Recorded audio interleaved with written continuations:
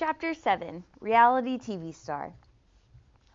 I was about a month shy of turning 19 whenever I entered into the superhero house. I was 18 years old and had diagnosed myself as mildly insane, yet somehow I passed the psych test. I lasted 3 episodes, which was much more than I was betting on.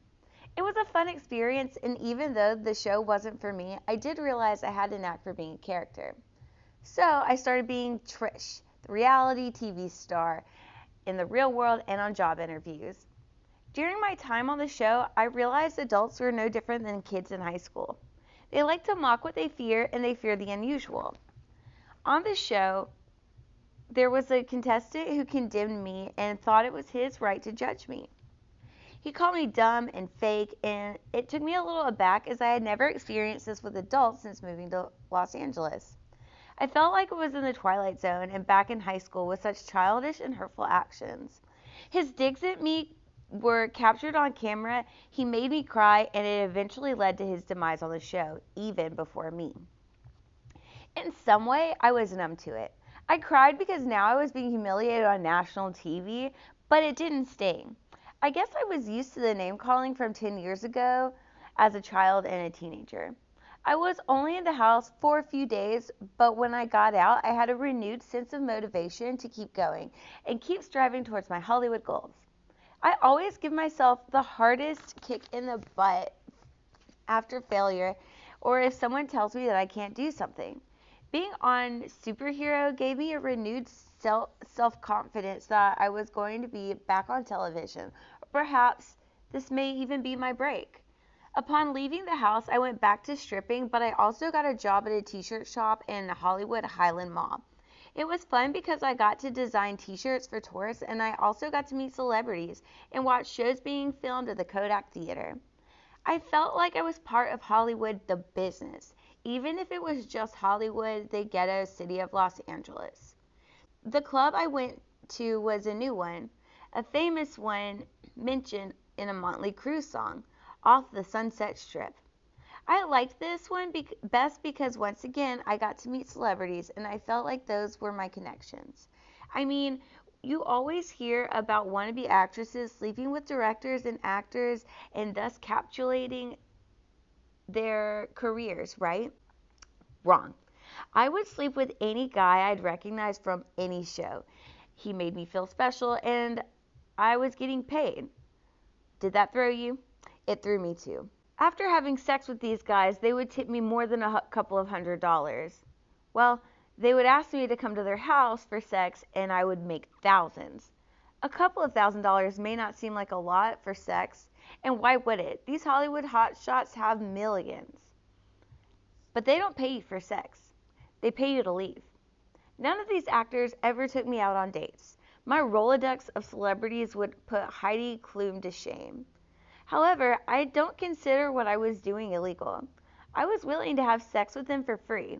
They were just being overly generous with the gas money. Either way, I wasn't complaining. Again, I felt special that I was sleeping with extraordinary people, even when in fact all it got me was a string of heartaches, depression, and diseases. I would say 90% of these actors you would watch on TV or see in the movies have sexually transmitted diseases. They either don't know, don't tell you, or don't care. I think everyone assumes everyone in LA has something, so no one bothers mentioning it. I actually never got tested for years in fear of actually having something, which is so dumb, but that's Los Angeles, girls. I guess I was used to having guys not wanting to be around me. If my father didn't want to live with me, why would a grown man? Why should these random men bother spending time with me anyway? I also continued seeing Brian. He was a steady, and he gave me the attention these celebrities weren't giving me. He'd take me out to eat, but after a dozen dates and me not putting out, he started backing off. I think he felt like I wasn't attracted to him.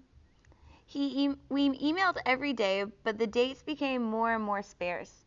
Looking back at this time in my life, he really was the best guy for me. I was just too blind by Mr. Director and Mr. Movie of the Week to actually consider what a normal guy like Brian would be. Brian would always end our email conversations with, "You're fucked." And I would reply, "No, you're fucked." And then he would reply, "We both are." I never really fully understand what that meant. I just thought it was something playful we did. As I started making money and worrying less about how I was going to pay bills, I noticed my mental positivity was also changing. Maybe it was because I was shopping more. I would spend all the money I made from these guys at the club on dresses and toys, cameras and shoes. To this day, I'm such a clothes hoarder. I keep all of my clothes because I have such an emotional attachment to them. My clothes never leave me, and I still have tags on only probably about 75% of my closet. I love my clothes, and they've been with me through it all. I blew through money so quickly with none in savings. And by the time the end of the month rolled around, I'd be on the phone with my mom and her friend in Illinois asking them to send me money. And they would. I definitely wasn't speaking to my dad at all during this time. As far as I was concerned, my dad was the reason I was R-worded. My dad was the reason I was stripping. And my dad was the reason I couldn't hold a relationship together. Of course, as I write this, he wasn't the reason. I made those choices. But you do have to wonder, did I make those choices because I was born with something a little off in my mind, or because of the way I was raised? That's the age-old question. Nature versus nurture. I suppose it doesn't really matter now, but I do think about it as don't want to make the same mistakes with parenting my children, if you could even call them mistakes. Look, I wasn't perfect, yet I expected my parents to be. Makes total sense. As my mind was a little more positive about being able to survive in LA, I started booking more TV roles. I had small parts on reality TV shows here and there and started doing talk show circuits.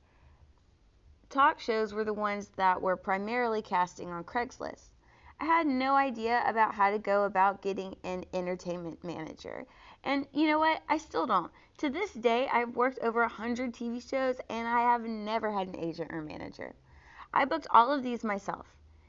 If this book is sounding a little bitter, well, maybe because I am. I've been on my own a lot, whether that's by choice or by force. Either way, that's the case of my life. I've always made my own opportunities in my own ways in the world. No one gave me handouts, and I may have gotten breaks, but this was only because I was putting myself in those situations. Even writing this book, I have no publisher. I have no one who's showing interest in it, but it's something that I wanted to do, so I'm doing it. If only one person buys this, I'll be happy because someone cares about me and my story. If no one buys it, it's been the best therapy money could never buy. Superhero aired the following summer. I had spent my 19th birthday alone in my apartment, blogging on MySpace, taking sexy photos, and making YouTube videos. If you go to my YouTube channel and go to May 8th, 2007, you'll see 19-year-old me dressed up as Mr. Blonde from Reservoir Dogs dancing to Stuck in the Middle with You. That was my 19th birthday. If you do happen to find the video, you'll also notice my dining room with no table or chairs, just a huge pile of clothes in the middle of the floor behind me. It should also be noted I started my YouTube channel for MySpace admirers to admire me more, but it turned out to be a shrine to Quentin Tarantino. Quentin's movies were my inspiration for wanting to act and moved to LA. For my 17th birthday, my mom took my sister and I to go see Kill Bill Volume 2. And remember looking at Uma Thurman and just being in total awe of her talent, beauty, and overall ability to kick ass. Not only did I love the setting of films like Pulp Fiction and Jackie Brown, but I also envisioned moving to LA, meeting Quentin Tarantino himself, and asking him to marry me on the spot. We'd live happily ever after in his mansion, and I would star in his films.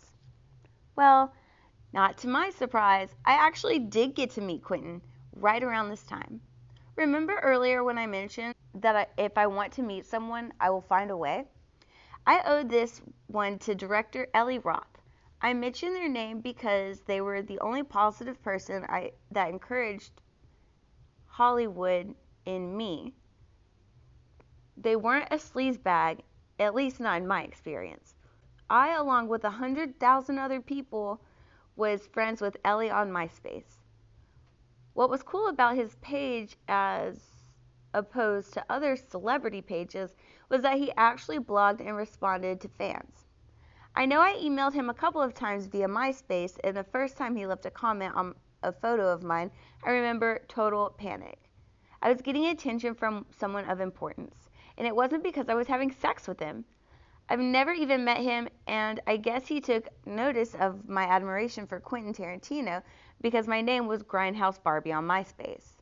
My entire background was QT's face, and every video on my page was me mentioning him or doing a scene from one of his movies, reciting monologues or performing something he did himself.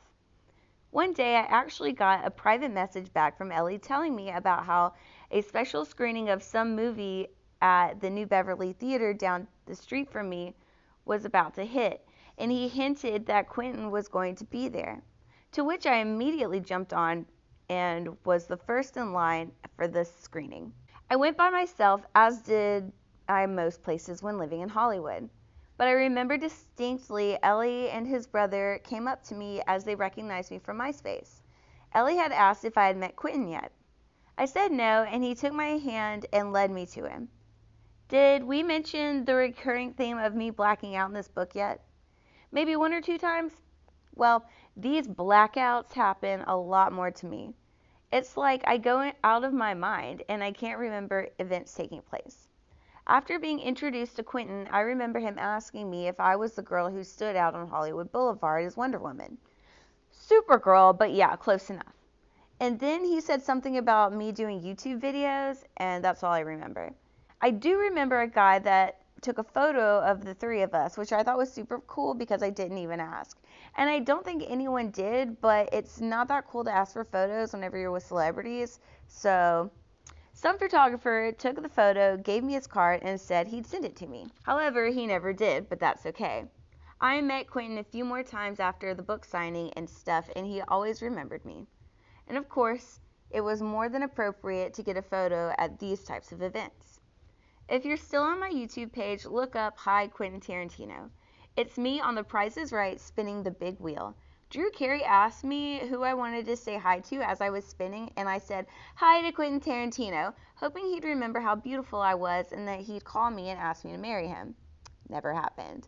To this day, Quentin is the only idol of mine that I grew up and met and I wasn't totally disappointed with. He was always gracious to me and gave me hugs. It was just nice to feel treated good by any guy, much less a guy that I looked up to. Still a huge fan to this day. I think meeting Quentin was the first sense that I had for the power of YouTube. If I never made those videos about Quentin, Ellie would have never seen me. And I would have never had the opportunity to meet my biggest hero. It was kind of surreal but exciting. Who else could be watching my videos? What else could become of my YouTube? I have to say, one more side note on Ellie Roth and MySpace days.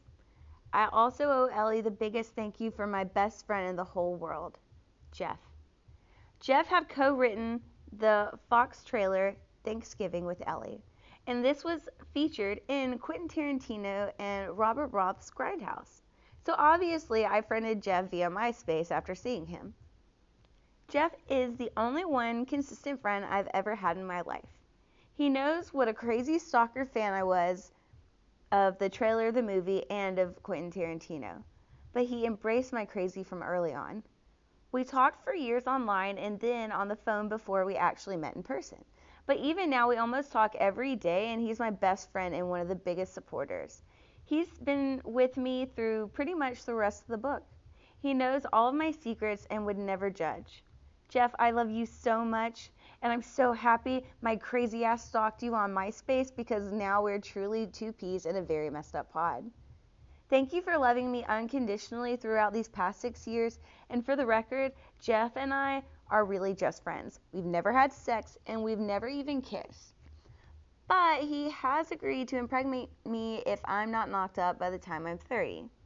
Well, it's a joke, but you never know. Let's see, where was I? Oh, yeah, Superhero aired the summer of 2007.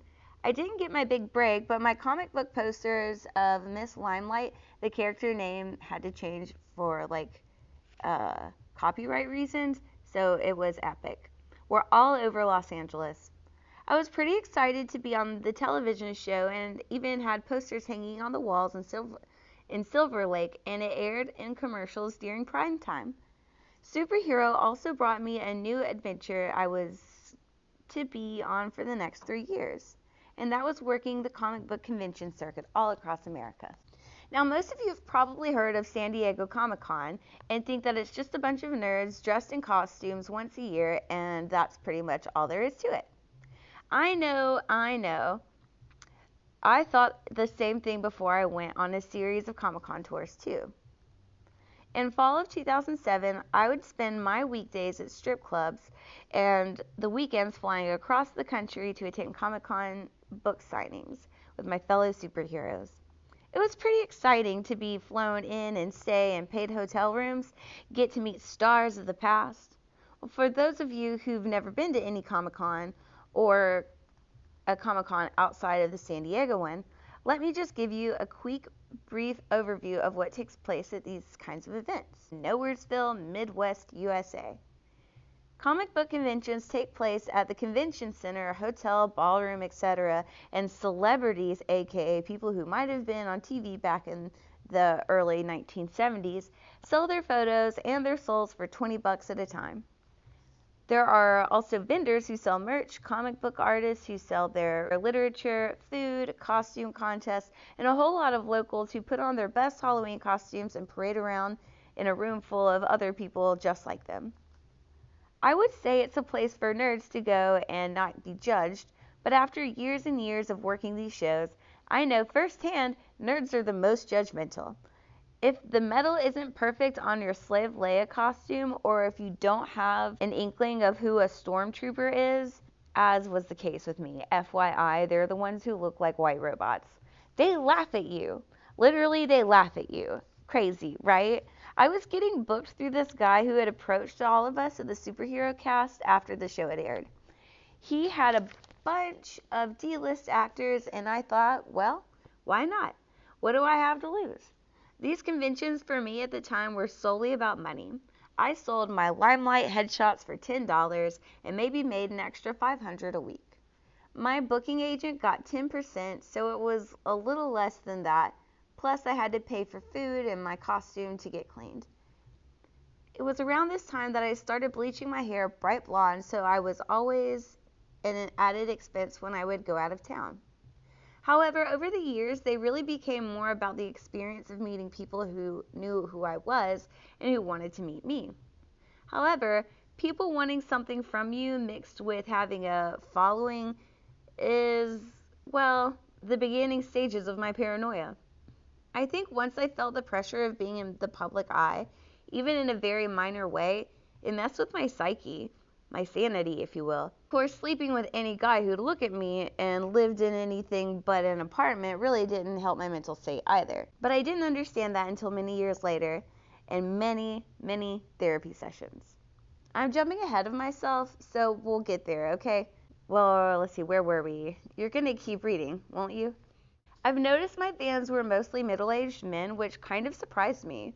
I thought I came across as a very wholesome person at the time of taping the show, and even at these conventions, my Limelight costume was tame in comparison to all the girls walking around with pasties and no pants. However, it was cool to have fans at all. Even to this day, I don't really consider myself having fans. People who follow my life and career, whether it's on television or the internet, I like to refer to as supporters, because really, up to this point of me writing this book, what have I really done to earn fans except live my life? Either way, I'm grateful to you, yes you, because you're reading my life story, which says you care about my life. Hopefully in a positive way, but either way, you care about what I do, and that's all I've ever really wanted in life. And for someone somewhere to care about me. After a full 8 hours of signing, we'd go back to the hotels. I was only 19, so I wasn't old enough to go to the bars, but I always followed up with the stars who gave me their numbers. It's another thing you should know about these more random Comic-Cons. They're just big orgies. Yeah, it's true. I was invited to some fan orgies where people who bought tickets to the convention would just gather together in a room for sex, but I've always been a one-on-one sex kind of girl, so I would never partake. If you're a pretty girl, or in some cases just a girl with a vagina, a lot of these D-list stars would invite you to their hotel rooms for a bit of an ego boost. Let's face it, if you're a celebrity with an actual acting credits under your belt, it must bruise your ego a little to have to go around and sell your autographs. Do you think Johnny Depp asked for people to give him $20 when they see him on the streets? No. So my theory with these D-list stars, and I use this term lovingly as I've dated too many to name, is that they want to relive a little bit of their heyday by scoring all of these Comic-Con chicks. I don't think this is really in judgment. I say this in observation. I started being this one actor's consistent with each and every convention we'd go to. He was an actor for a big show in the early 1980s, and he'd show up to these conventions with a motorcycle from the series, take pictures with all the ladies sitting on it, and he would be suave and charming. I met him at 19 and began a sexual relationship at the second convention I attended. To this day, I still get invited to these conventions, and I always look to see if his name is there. I'm pretty sure he has since retired from the circuit as well, but he still gives me the butterflies. He was buff, and he would just stare into my eyes. I researched him as well as I could and did find out he was married with children. Yet, I continue to sleep with him. I'm not really sure why, but I do feel karma got me for this. It's perhaps the only thing I've regretted in my life. It broke my heart knowing that this guy was such a scumbag, but the fact that I was part of this scumbag scheme didn't make me feel any better. The fact is that it was never about needing sex. It was about needing someone to want me, to choose me, to love me. I thought that was so special to have him choose me over his wife. I don't justify sleeping with him unprotected, but if a guy told me he didn't want to wear a condom after I asked, I wouldn't push. It's such a dumb thing to do, so I take back what I've said earlier. I regret two things in my life: sleeping with married men and sex without a condom, both in heartache and sickness. I actually was only on the Comic-Con circuit for a few months before I started wearing it down. I would be traveling every weekend, stripping every weekday, and having sex through it all, multiple times a day with multiple partners. I wasn't paying my bills because I didn't want to spend my hard-earned money on that. A 19-year-old Trish thought she didn't have to pay bills. I was blowing through all my earned money, not on rent, but on clothes, shoes, makeup, and purses. I was hardly eating, but sometimes I'd look back at the YouTube videos and think, wow, Trish, you were so skinny, what happened? Well, I bettered myself. That's what happened. Eventually, I got to the point of just not eating because I didn't want to spend my money on food. I would only eat when I would have a date with someone. I also had cut ties off with pretty much all of my family. I held resentment towards my brother and father for not helping me or supporting me in my move to Hollywood the previous year, and my mom had remarried yet again to stepdad number 3, and my sister was busy with her own school life. I really had no support system, a lot of it because of me, but because I was also too proud to reach out. Then, in December of that year, I had to quit dancing because I had no energy to stand. I couldn't even get up to go to the bathroom. I would literally pee on my futon. That night, when I couldn't even get up on my own, I picked up the phone, called my dad, and asked him to rush me to the hospital. Chapter 8: Failing Hollywood. My dad picked me up at midnight when I called, no questions asked. He helped me to the back of his car seat where I laid down, and I remember being in so much pain that this was the first time I felt close enough to death.